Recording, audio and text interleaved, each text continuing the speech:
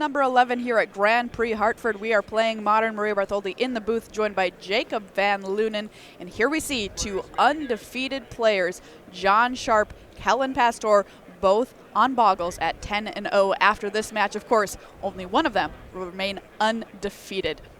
Leyline of Sanctity already in play for John Sharp. Well, it's in the main deck, so I guess it's going out. And one Boggle, but Kellen very, very fast here. 2 ethereal armors on his Boggle, swinging in. Yeah, 5 damage right away. The Leyline of Sanctity in this matchup, essentially a mulligan. Yes. But you might as well play it. All right, so it looks like Kellen has the front foot out here in front of John Sharp, who we saw play last round. But there you mentioned it, the card that might be the key to the match, Core Spirit Dancer coming down for Sharp.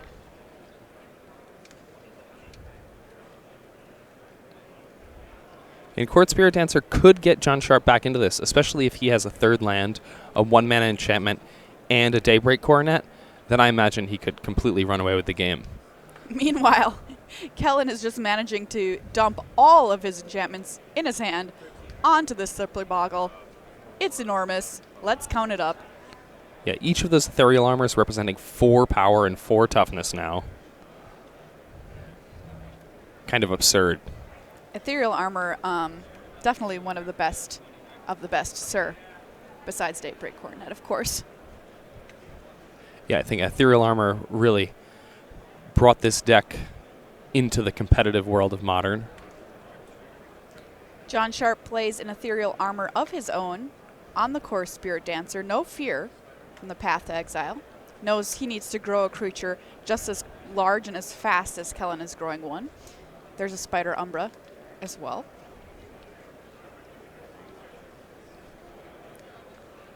Big enough now, considering an attack. And there we go. In swings the Spirit Dancer. Wow. So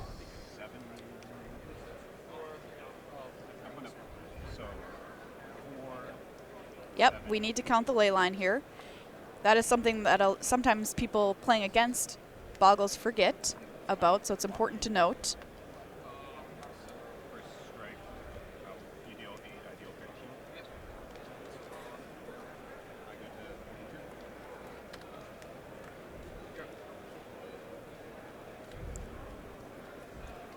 So it looks like the...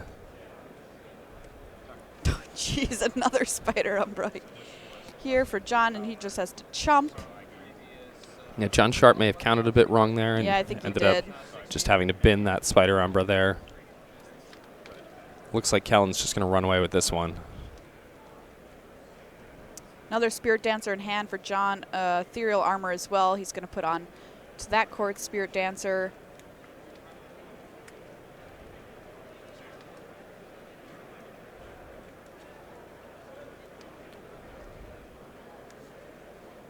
And trying to count it up. I think he does have... Oh, he has now a Daybreak Coronet. Ooh, here we go. But he also has Ethereal Armor and Raincore. And I think that represents more size. So if he's planning on blocking, I think he's going to want to do that. But if he can get his Spirit Dancer big enough with the Daybreak Coronet, and it's a lot of addition. Yes, it is. Core Spirit Dancer gets +2/+2 for each aura attached to it. Gets to draw a card. Another ethereal armor there. Remember, those ethereal armors are counting. Oh! Leyline, but there you go. Path to Exile. Kellen just sitting on that like a champion. I would have snapped that off much sooner. John Sharp has to pack it in.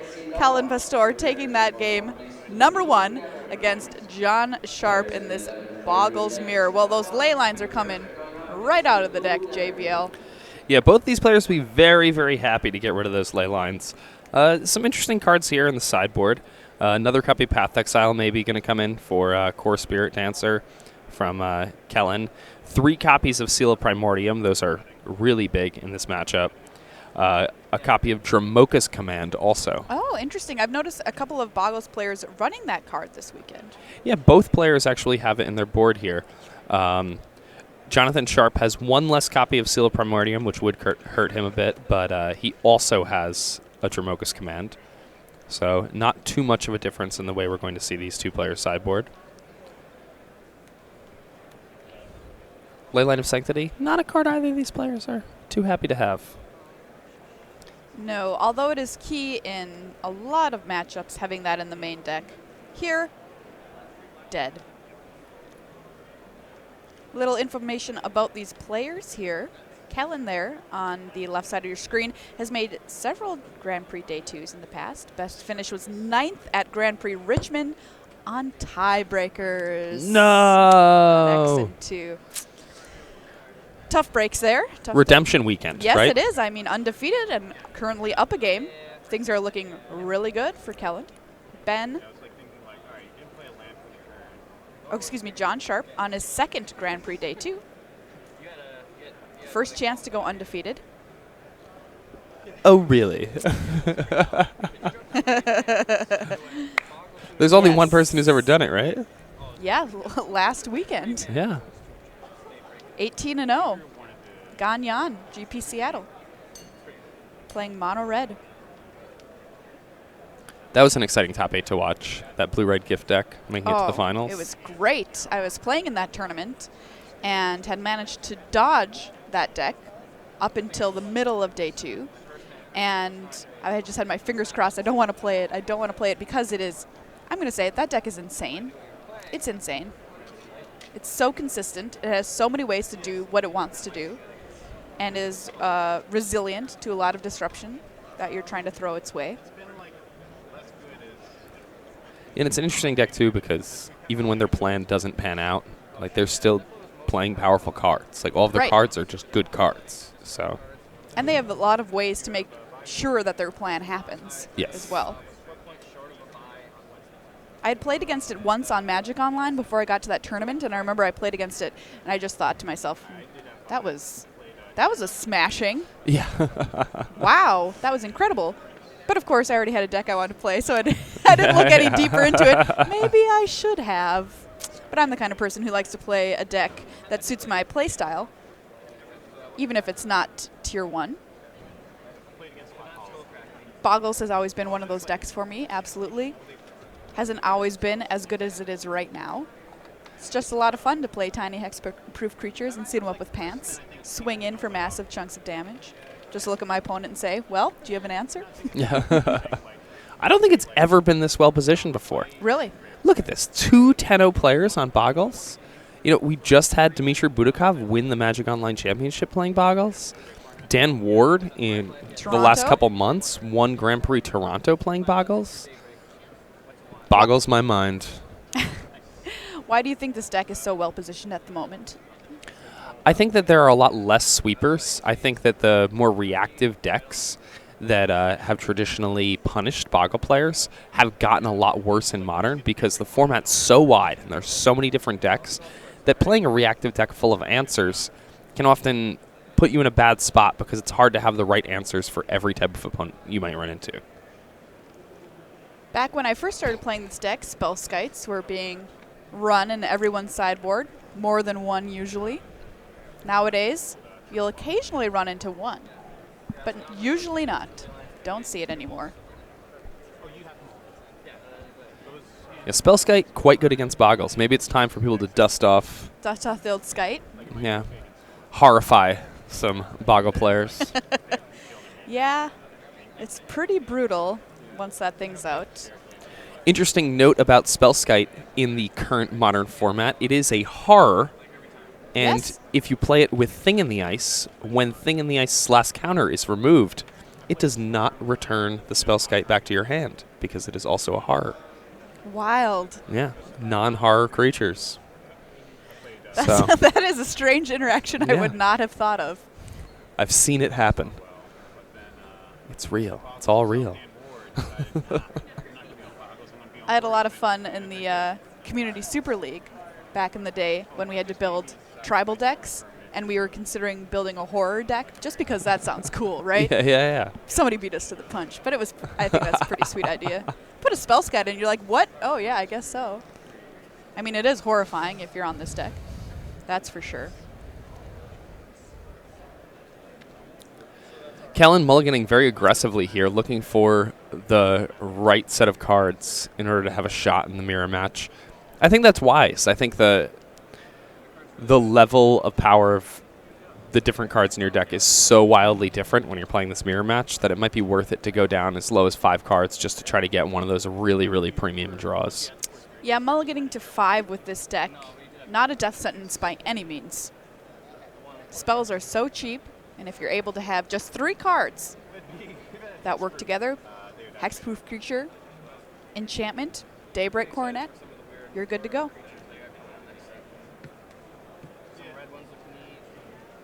All right, let's see what Kellen can draw here. 1, 2, 3, 4, 5. Is it there? And there's something to be said, too, for a deck that can mulligan this aggressively and still be okay. It is a positive. Absolutely. A lot of decks cannot do this. Glade Cover Scout on turn 1 here for John Sharp, exactly how he wants to start the game. Kellen's hand looks pretty decent for having mulligan to 5 here. Oh, did you see what was in it? I think that he just drew a second land. He has a Core Spirit Dancer, and then he has a pile of enchantments. All right. As long as he can dodge that path. Yeah, it's going to be interesting to see whether or not both players brought in all their paths. You know, path is not a card that you'd particularly think would be so strong in a matchup where most of the creatures have hexproof. But Core Spirit Dancer is so powerful that it's definitely worth bringing in. All right, in swings the Glade Cover Scout, wearing a Hyena Umbra. And there is a Spirit Dancer, passes back to Sharp. Yeah, and Bogles players will run any different number of Path to Exiles in the main and out of the sideboard. That's a card that shifts with the metagame pretty well, and yeah, I can see it in his hand. John Sharp does have that Path to Exile. How many paths have you been playing as of late? You know, I think 2 or 3 is correct.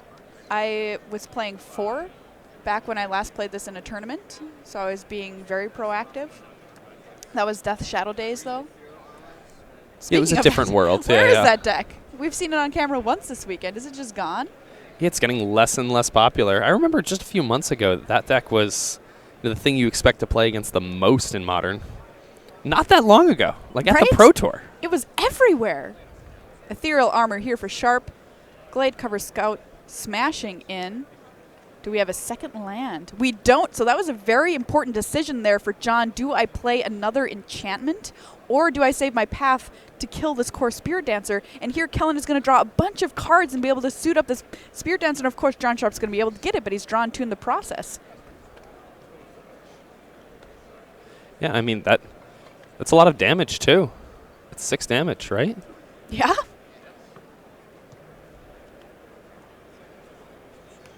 John Sharp down to 11. Kellen at 14.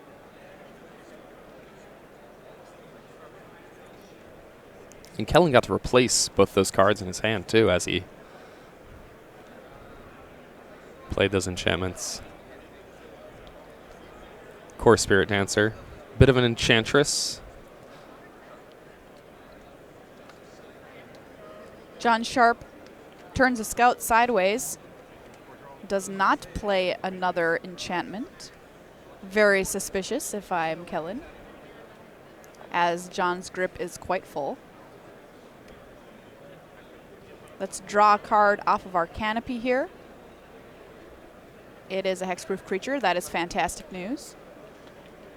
Now we can swing in. Yep, it's getting pathed. We could see that happening. And Spider Umbra, while it does work well against things that destroy creatures, Path to Exile sends it on a Path to Exile. All right, I'll just play 2 Scouts go.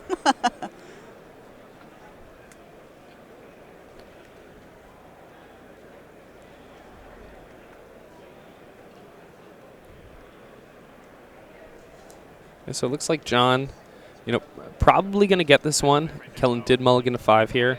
John had the Path to Exile for the Core Spirit Dancer. Though Kellen did put himself in a pretty decent position, was able to replace both those cards that he put on the Core Spirit Dancer. So John Sharp not really getting a 3-for-1 out of that path as he would have liked.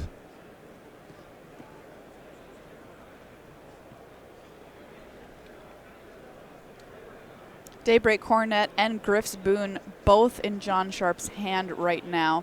I think he's doing a little bit of math, figuring what's the best thing for me to play. The answer is usually the Coronet. Usually the answer is the Coronet. That's correct. But he's got to consider, what if Kellen has one in his hand as well as some other enchantments? What is the damage I'm trading? And I mean, he may also just have a lethal attack here. It's not outside the realm of possibility if he had some combination of Ethereal Armor and Rancor, or like a Griff Spoon and an Ethereal Armor maybe would be good enough. So the Glade Cover Scout currently a 4/4. Or excuse me, 4 power.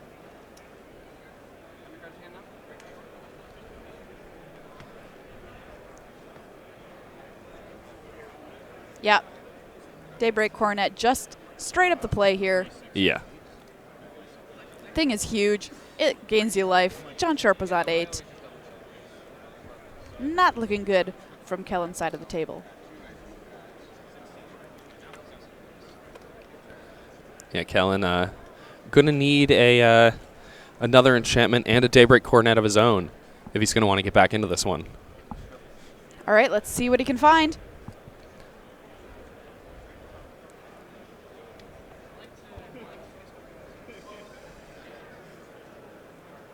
We also have to worry about Seal of Primordium, as you mentioned, out of the sideboard. And did Kellen just pass the turn back? No play? Not sure. That does At not bode 1. well. Yeah. Rancor, yep, that'll do it. That adds trample. Scoops him up. 1 game apiece. Kellen versus John in this Bogles mirror match here at Grand Prix Hartford. A pair of slippery folk. What would win? 1 slippery boy or 1 slippery boy? Good choice, by the way, this weekend. At the beginning of the weekend, each of us were musing over what we thought would win the tournament. Yes. And you guys can join the conversation. Hashtag what deck wins. Yep. Right? Maria said Bogles. I did. Here we have 2 10-0 Bogles players. Looking pretty good for Maria. I know. Got to keep my guests alive here. I'm excited. I think we had 3 undefeated Bogles overnight. We have a lot of top players playing the deck. Grand Prix champion Dan Ward won a modern Grand Prix in Toronto with it. We just had somebody win a Mox with it. I happen to know Seth Manfield is playing the deck. So there you go. There's all of our guesses here. I'm on Bogles. Melissa DeTora chooses Hollow One. Marshall Sutcliffe on Tron. Still haven't asked him which Tron he picked, because he can't have all of them. That's a wide answer. He picked Mono Green Tron? Okay. All right, good. I didn't want him to cheat us. You picked Humans. Rich picked Burn. And, we picked these decks, and I think these are all probably the top decks for this tournament. Yeah, I like all of our choices. I can't fault any of us. You're so nice. But clearly, things are going pretty well for you right now. Yeah. I'm your pleased. favorite. I'm really competitive, pleased. so I'm a little bit shaken about the whole thing. I like this deck as well because it's a good entry deck for Modern. Is if you're teaching your friend or somebody wants to come to a tournament with you and they never played Modern before, it's a deck that can play in a linear fashion for newer players. So you can tell them this is what it does, and you don't have to worry too much about anything, and you just take it with you to the tournament. It's how I started my trek through Modern. And they can have a great time playing the deck. They can win. But getting better with the deck does take time because it relies quite a lot on knowing what your opponent is up to and playing around that. So it is a good beginner deck, but playing it to an undefeated record, as these two have, requires a lot of practice. Yeah, the ceiling for how good one can get at playing Bogles is actually quite high. So even though it has a low barrier for entry, this deck is something that mastery over it could take quite some time. I mean, it's kind of exciting that Bogles is as good as it is. This is every little kid's deck, right? I remember playing Magic on the blacktop in elementary school outside at recess, and there were a few kids who had decks that were creatures and enchantments to put on those creatures. They want to suit up their creature, make their creature as big as possible, as fast as possible. And Raincore's been around doing that for a very long time. Oh, yes. Still out here, people doing it. And now the deck's very good. It's a very joyful deck for me. I understand it brings a lot of misery to other people. Yeah. But to me, it's just fun. You've got this silly, tiny little creature who is hexproof, and you're putting a bunch of pants on it. And it's just absurd, and I love it. Accessorizing. It's just it's fun and silly, and we don't get a lot of fun, silly decks all the time in Magic.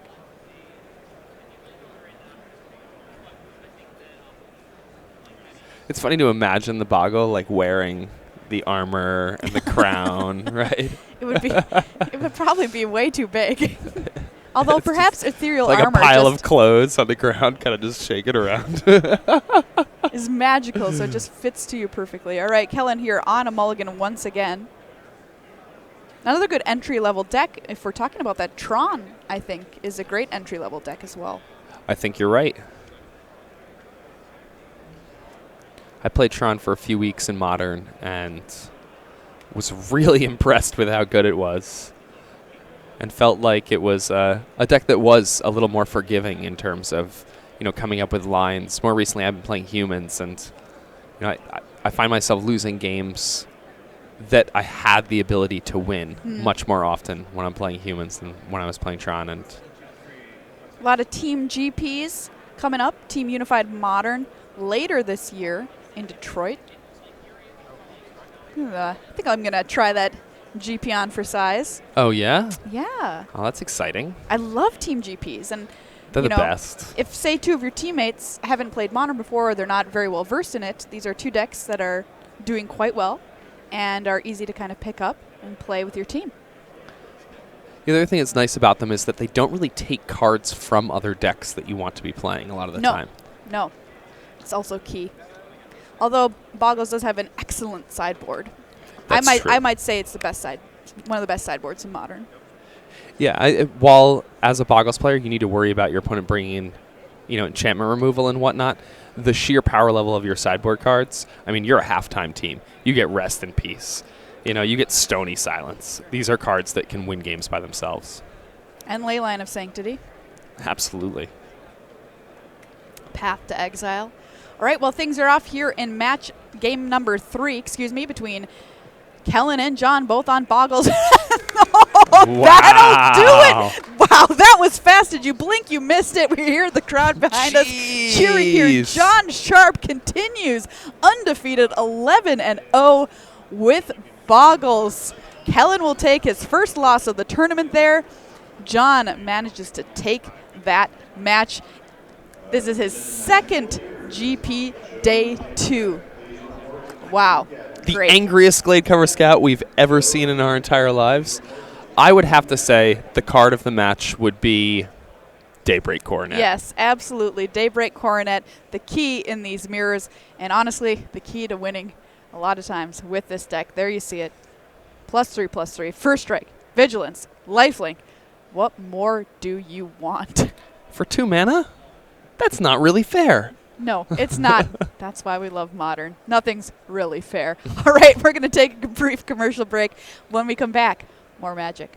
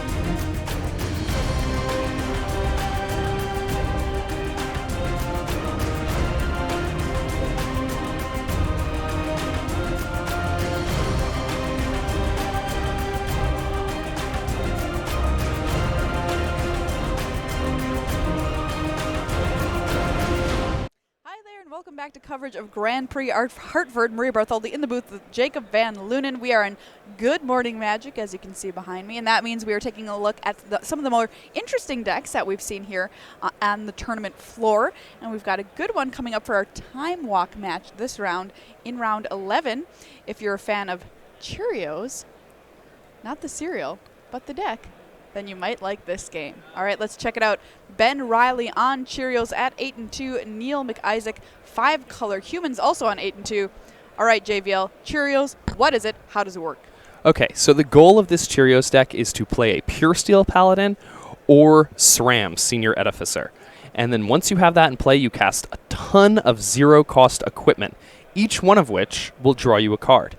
After you draw a bunch of cards, you play a Mox Opal. You tap it for blue mana, and you cast Retract. This returns all of your artifacts back to your hand. Then you can cast them all again, draw a ton more cards, presumably drawing into another copy of Retract.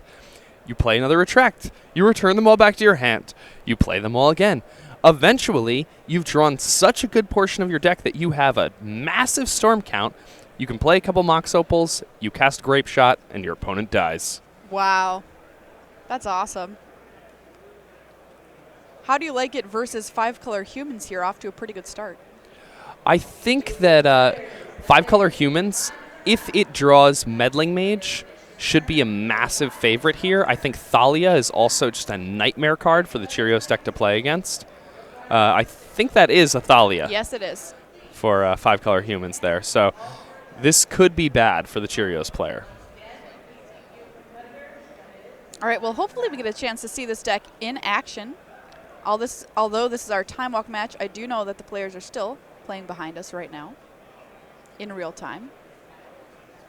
An 8-2, important match here. Loser is out of contention for top 8. And that is the Pure Steel Paladin. All right, Pure Steel Paladin. Whenever an equipment enters the battlefield under your control, you may draw a card. 2/2 for 2, Metalcraft. Equipment you control have equipped 0, as long as you control 3 or more artifacts. Kitesail Freebooter here from Neil. I'm going to get a peek at Ben Reilly's hand. And there's the critical card at the back of the hand there, Grape Shot. Repeal as well.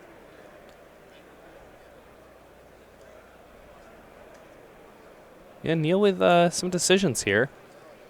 I think that Ben Reilly in this game looks to be trying to set up Repeal, which will end up costing 4 mana, wow, but will be able to return that Thalia back to Neil's hand, at which point Ben should be able to go off and win. See a Spider Silk Net in there as well. Kitesail Freebooter is taking that Grape Shot. Another important thing to note is that when the Cheerios deck is unable to combo, a lot of the time it just suits up a Pure Steel Paladin or a SRAM with a whole bunch of cheap equipment, and that ends up being good enough because the opponent has put all of their stock into preventing the deck from comboing off. And there is the Spider Silk Net. Equipped creature gets +0/+2 and has reach.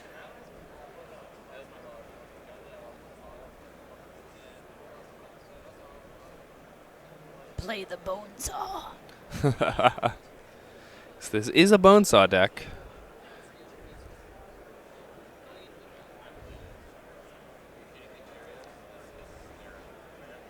Another Spider Silk Net. Draw, draw, draw. This is great.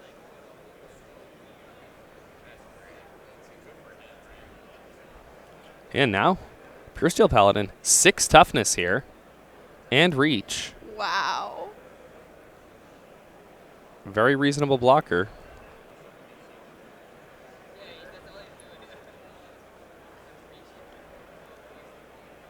And a ton of cards in grip as well. All those awesome draws. This reminds me a bit of the deck I was playing in Standard last weekend. Yeah, this is a fun deck. I mean, it can win on the second turn at an alarmingly high rate. Really? When it doesn't run into, you know, an interaction from the opponent. If your opponent's just tapping out on their second turn, this is the deck that is most likely to win when that happens. It, however, is incredibly susceptible to disruption. Something as simple as lightning bolt can often just leave this deck with nothing to do. It's the definition of a glass cannon, if you will. Ah, yes. It's so interesting to see the various kind of decks people brought to this tournament and how fragile their win conditions are versus how powerful they are versus how able they are to play their deck from a different axis than its traditional win con. Yeah, so here Ben, he does have that repeal in his hand still. So he's likely going to want to use that repeal. I imagine he's going to be trying to get Thalia off of the table.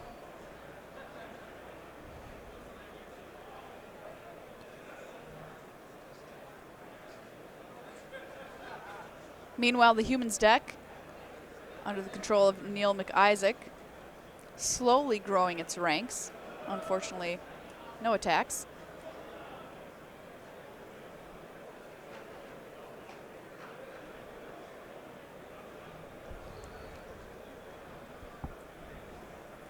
Ben's deck is like foiled out too.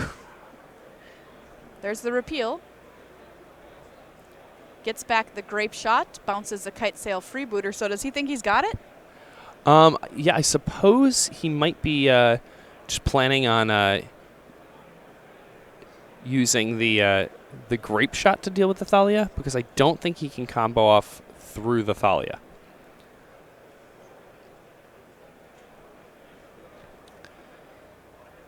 And one might think to themselves, oh, well, if he uses the grape shot, then how will he win? Because the deck only plays one grape shot. But the deck also plays Noxious Revival, so he could then put the grape shot back on the top of his library and win that way.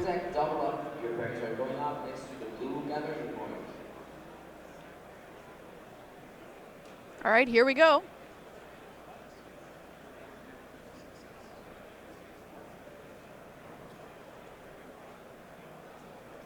Sure enough, there's a grape shot on the Thalia.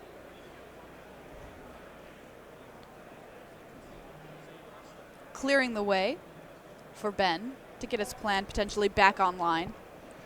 Yeah, I think he does have a retract in hand, so that retract represents at least an Ancestral Recall here. Likely much more, depending on what else he has. So, search some another Hallowed Fountain there, and Ben's going to go for it here. Ben is going to try to win the game right now. And if he knows the contents of the humans deck, he knows there's no way that Neil can interact here in game one. So I imagine we're just going to see a win right now. There's SRAM. Paradise Mantle. So he gets to draw 2 cards. So many draws. Now, it may seem like Ben is out of mana here, but Ben can actually equip the Paradise Mantle for free onto that Pure Steel Paladin and tap the Pure Steel Paladin for blue mana, which would allow him to retract. And if he retracts here, then he's drawing 2 cards for each of those artifacts that he replays, so he's going to draw 8 cards off that retract. Nice. That's a lot of cards to draw for 1 blue mana.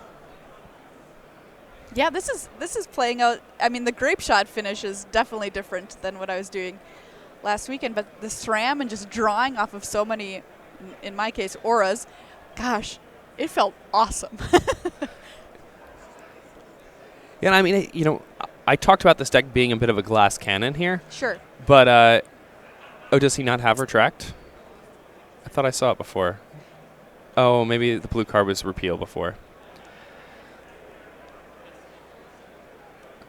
But we watched him just set this up through a Thalia and through a Kite Sail Freebooter. Champion of the Parish here for Neil. Kite Sail Freebooter comes back out.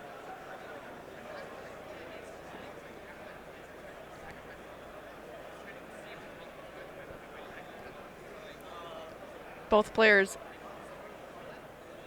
shuffling madly here. Let's take a look at what Ben does have going on in the hand. Yeah, pretty bad hand there for Ben, actually. pair of Noxious Revivals. Those are both the Noxious Revivals in the deck. SRAM and a Repeal. The Repeal, really the only interactive card. I imagine that's what he's going to take.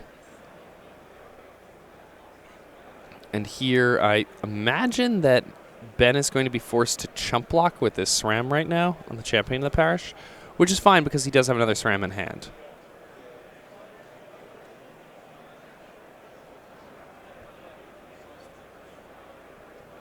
And sure enough, SRAM goes down.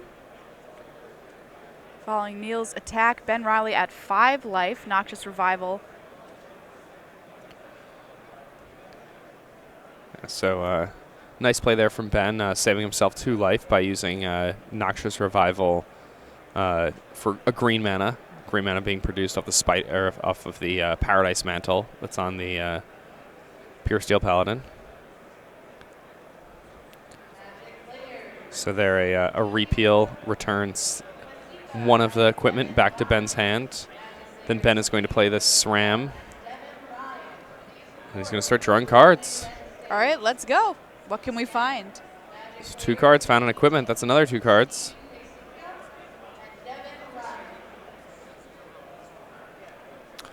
Another 2 cards. Wow. Another Draw 2 2 cards. Neil is at 18. Can he do it this turn? Serum Visions. Okay. 1 on top, 1 on bottom. Yeah, and at this point, it looks like it's just going to happen here. I see a retract in Ben's hand. Oh my gosh. Ben He's able to drawing just so go many off. Cards. Look at this. Yep. Move over. Sphinx's Rev. Yeah, from here on out, I think Ben's got it. Look at this. Yeah, there's no way. His Storm Cone is insane right now. And we know he has that Noxious Revival for the Grape Shot. Yep. And there is the Opal. And there is the Noxious Revival. Grape Shot to the top. Let's play something else. We'll draw it. And I can cast it. You're dead. Ben Reilly picks up game 1 of our Time Walk match here in round 11. That was cool. Yeah, this Cheerios deck is pretty exciting when things go according to plan. And we just watched Ben Reilly beat Kitecell Freebooter and Thalia. Yeah. And you said this, his deck's kind of a dog in this match.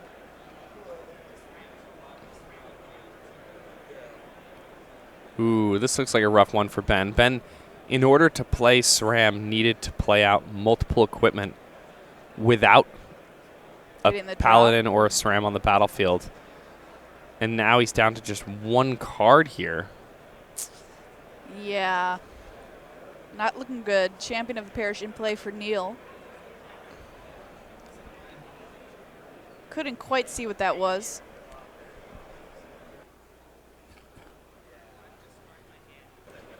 I think it's a Thalia's Lieutenant because the champion got a pair of counters there.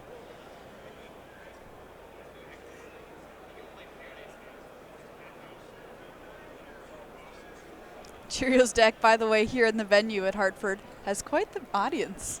Yeah, a lot of people right along with us. Standing around, getting a glimpse of all these 0-cost artifacts, cantripping their way to victory. Though this game, it looks like 5-color humans doing pretty well. Ooh, and there you mentioned one of the cards that's back-breaking in this matchup, Meddling Mage from Neil Mcisaac. Add some counters here. Swings in.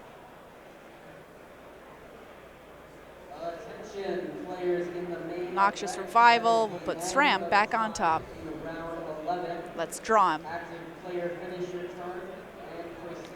Play, draw,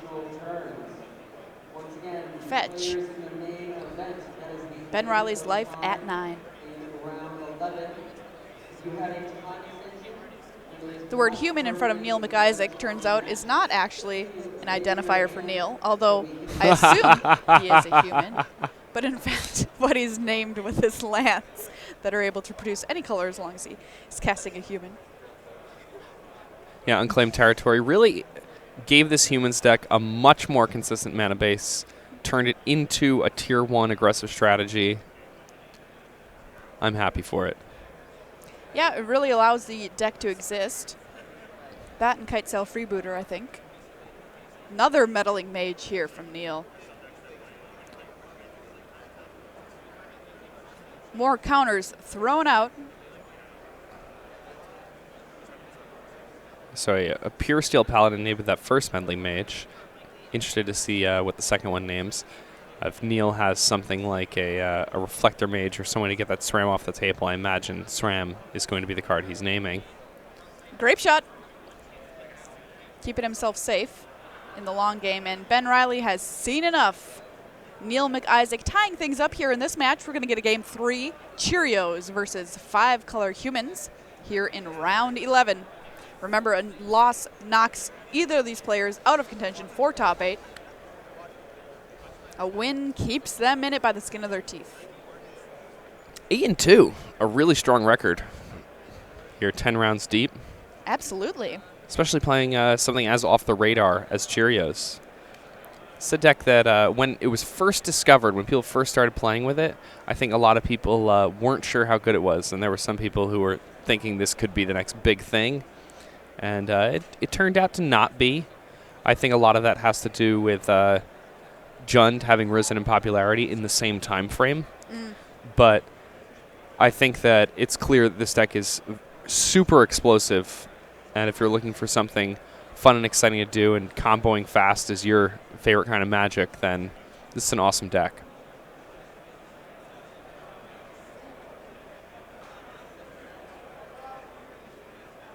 Ether Vial to turn 1 here for Neil Mcisaac. All right, we're going to start laying down the artifacts here. Drawn some cards. Whew, Pure Steel Paladin doing work. Look at this. Ben Reilly already able to just rifle through his deck.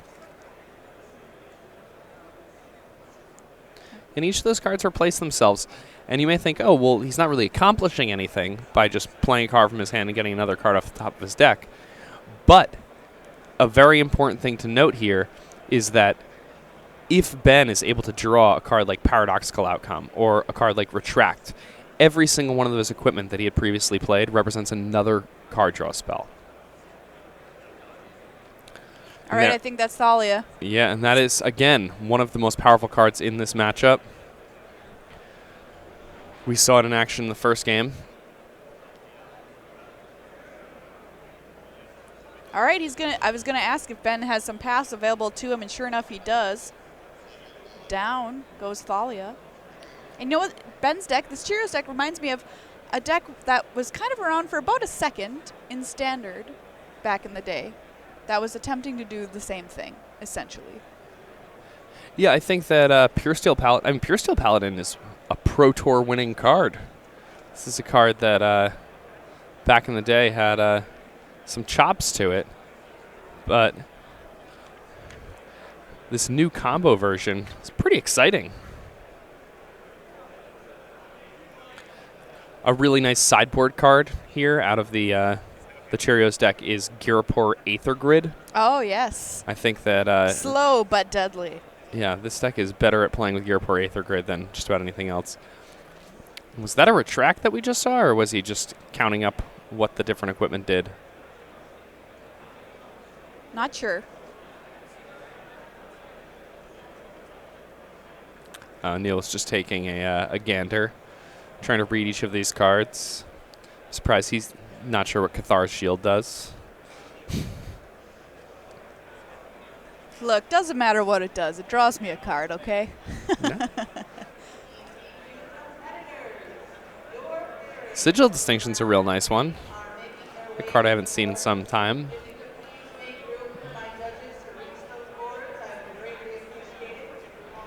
Another interesting thing to note about Sigil of Distinction with Pure Steel Paladin. If you have 3 artifacts in play, you don't need to remove one of the counters from the Sigil of Distinction to equip it on the Pure Steel Paladin. So you can get maximum value there. Nice. All right, so Ben Reilly able to deal with that Thalia last turn. Will he be able to make something happen here? Ooh. It's a little bit of Hercules action here.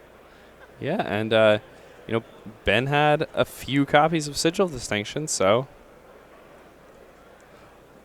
this could be it. All right. Cheerios about to do its thing yet again, potentially. Let's watch. There's the storm counter. Thank you. Just keep on ticking it up, man. Neil McIsaac's life total 18. Wow. Look at this. It looks like Ben is about to win again. Although there is a vial on the other side of the table, so I don't want to say it's over just yet. I imagine that vial would have been used at this point.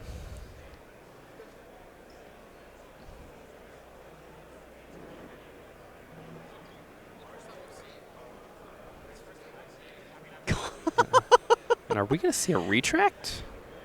Storm count 12. Oh, nope, 13. All right.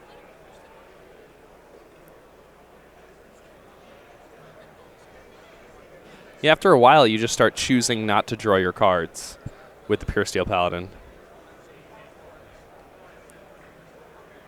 There's a repeal. Put them all back in my hand. Yeah, so this retract essentially allows Ben to draw his entire library now. This is awesome. Yeah, so Here we go. a Noxious Revival. Grape shot, where are you? Eventually, Ben will find it, and the game will end. We might need to get some more dice for the storm count. Yeah, the storm count's larger than Neil's life total. We should have just one dice that says enough. Yes. Enough. And there it is. There's a grape shot. Yeah.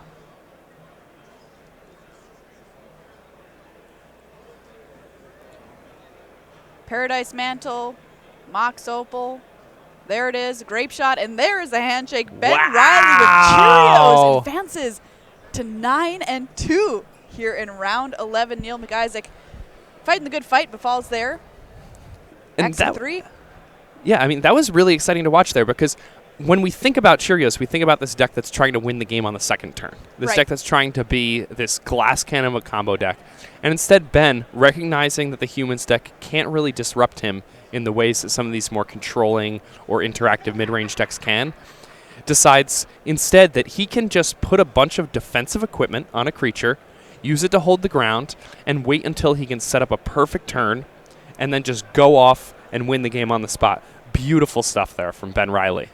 Just a masterclass in playing Cheerios, an off-the-wall, weird deck now at 9-2. Wow, that's incredible. Here in the Grand Prix. If you really like unusual decks or drawing lots of cards, grape-shotting your opponents out of nowhere, I think it's a really interesting deck to consider for sure. Yeah.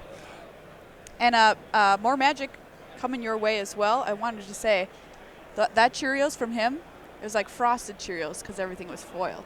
Ooh, I like that. Frosted Cheerios are delicious. Do those still exist? Sell 5.5. I'm going to go buy them right now. Somebody bring me Frosted Cheerios, please. All right, Anybody. You know where he is. He's in the Hartford Convention Center. I'm here. Just come on up. All right, let's take a look at some more Magic here. Grixis Death Shadow. Haven't seen a lot of this deck this weekend versus Ad Nauseam. All right, speaking of combo decks, Ad Nauseam. Yeah, now what this deck is trying to do is cast a card called Angel's Grace, which has split second, costs 1 white, says that you can't lose the game, essentially, for the turn. When you cast Angel's Grace, you can then cast Ad Nauseam. And when you cast Ad Nauseam, you reveal the top card of your library, and you do this until you draw your entire library. Then, you pitch a bunch of Simian Spirit Guides, you play Lightning Storm, and your opponent loses the game. So Yep. That's the plan here. The deck is not as popular as it has been at different times in Modern's history, mostly because of what is it, Medley Mage Yeah, again. It's a Medley card Mage. we've talked about quite a bit this weekend. Also, just the prevalence of discard spells like Thoughtseize, Inquisition, things like that, Stubborn Denials. I think Grixis Death Shadow is actually one of the decks that kind of pushed Ad Nauseam out. Really? But Ad Nauseam recently, I think, is a very well-positioned deck. I think humans may be favored against it, but besides that, this deck is really, really strong in the current Modern metagame. And we talked about the popularity of creature decks right now, and they are very vulnerable usually to combo. Yeah, this deck is winning on turn 4 very, very often. I'd even say more often than not winning by turn 4 or earlier when it wins. Do you want to know how many matches I've won against Ad Nauseam? How many? 0. How many times have you played against it? I'm a few times online. I played against it on camera in a feature match at a GP. Lost. Were you there. boggling? I was boggling. Bogles has no chance. Yeah, Bogles does not Against have a Ad chance Nauseam. against this. If you play against a lot of things like Bogles, Tron, those types of decks, and you want to beat them, Ad Nauseam will not lose to a deck like Tron or a deck like it just Bogles. won't. Period. Yeah, the decks that prey on fair decks do not do well against the most unfair thing that you can be doing in Modern right now. And you're looking at it Yeah. Ad Nauseam. Little info about these players here. Steven in his second solo GP, second GP day 2 from Connecticut. Ryan Donkin is in his first GP with no buys. He said, "We're doing it live." Came with 3 other friends from Maine. 3 of them made day 2 from the car. That's great. That's awesome. Congrats to them. 9-1 with no buys.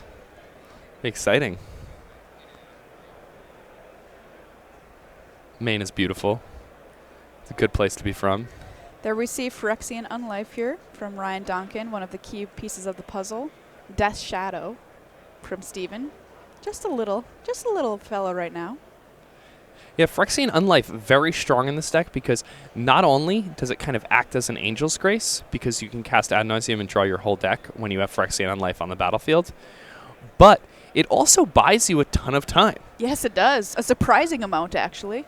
Yeah, I mean, even if you're just at a lowly, 1 life, it gets really hard for your opponent to kill you unless they have some type of spell that gets you to the point where they're doing Infect and then that lethal attack with the Infect damage. Sometimes I'll be playing and I'm like, oh, I can get through Infect with this giant Daybreak corneted up Boggle.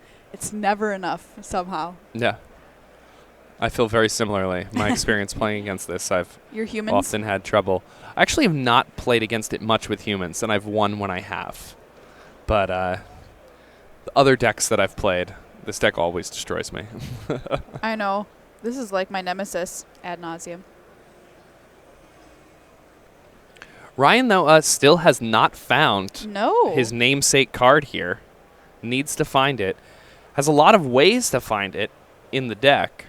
Yeah, talk a little bit about how well this deck is able to find its combo pieces. Yeah, so there are a lot of different tools that one can use when they're playing with the Ad Nauseam deck. It changes over time. The plans that people have for finding their cards. They play cards like Serum Vision, Sleight of Hand, but I think one of the more exciting ways to find exactly what they need is Spoils of the Vault. And Spoils of the Vault in a deck like this essentially acts as a demonic tutor almost. A card that finds you specifically what you need when you need it. Tarmogoyf here for Steven. And it looks like Ryan is about to win the game here. Yep, there goes the Lotus Bloom. And there it is, Ad Nauseam.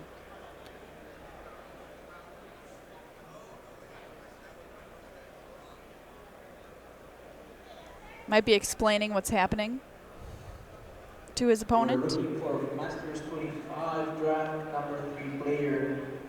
Yeah. Keith Guduri. Yep, he's Yep. going to take a peek. All right, well, let me see anyway. Yeah, I'd like to see what's in your deck. That's one of the things about playing Ad Nauseam is that in order to combo off, you have to reveal your entire library to your opponent. So, or a lot of it. I mean, if you want to, you can just hand them your library. So, Steven going to take a look through, see what he's playing against, give himself a better idea of how to sideboard, and Ryan, now at negative some very large number amount of life. Yes. Doesn't matter. So his life total, not accurate there at the top. It's definitely not 16. All right, well, we're going to see this happen. And if you're a fan of combo decks, Ad Nauseam is kind of one of the most sort of pure forms in that it just doesn't have any other way to win the game. It needs to do this. Yes, it does need to do this. I mean, It has, for what it's worth, it Lab has Maniac. Lab Maniac Yeah. also. So sometimes you can't win the game through a ley line or something like that. All right, we're going to have to come back to us here in the booth, unfortunately, because we are getting ready, fortunately, for our next round of Magic here in Hartford. Maybe we can find out who won that match. Steven did win. Steven did win that match. He managed to get through the Ad Nauseam player. So we'll be back with more Magic after these messages.